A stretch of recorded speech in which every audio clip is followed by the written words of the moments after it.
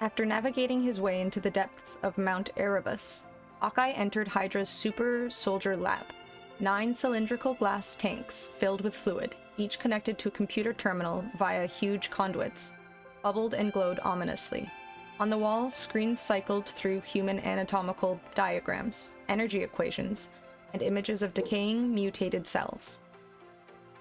Hawkeye stepped closer to the glass tanks, his dual blades in hand, ready for anything. He surveyed the tubes one by one, finally stopping at the final tank, which had a label that read Canary. "Jackpot," he said with a grin. Inside, partially concealed by the thick, glowing fluid, was the man that Hawkeye had been sent to retrieve, James "Bucky" Buchanan Barnes, the assassin known as the Winter Soldier. Before he could begin to set his friend free, though, a shadow unexpectedly passed behind one of the other tanks. Hawkeye looked in that direction, sword at the ready. He paused. But nothing. He muttered.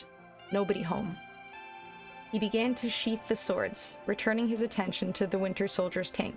But instead, he pivoted at the last second, parrying as an unseen figure nearly took his head off with a steel gauntleted fist. A Hydra super soldier emerged from the shadows, 7 feet tall, teeth bared, flesh twisted, madness in his eyes. He bellowed as he charged toward Hawkeye. Hawkeye dodged and counterattacked, jamming one of his katana into a joint of the super soldier's mutated arm.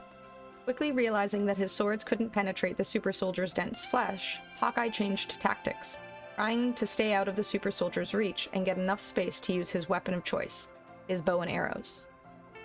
As Hawkeye acrobatically bounded towards the other side of the lab, the super soldier dislodged the katana jammed in his arm and threw it aside with tremendous force. The spinning blade shattered the glass of one of the holding tanks, sending glowing fluid splashing everywhere. The attached computer terminal began to short out in a shower of sparks. Hawkeye was too busy surviving to notice that something in the shattered tank had begun to move. He finally got enough space to raise his bow and notch an arrow, but the super soldier was already on top of him. Hawkeye had nowhere left to go. As the super soldier swung his enormous fist down toward the archer, a mass of tentacles entangled the brute's arm. The startled super soldier tried to struggle free, but the tentacles were too strong. With a sudden pull, the super soldier was sent sailing through the air, smashing against the wall.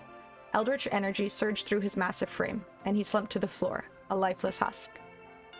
Hawkeye scanned the room for the source of the tentacles. He was thankful for the save, but not entirely sure that he was ready to discover what new horrors had been unleashed.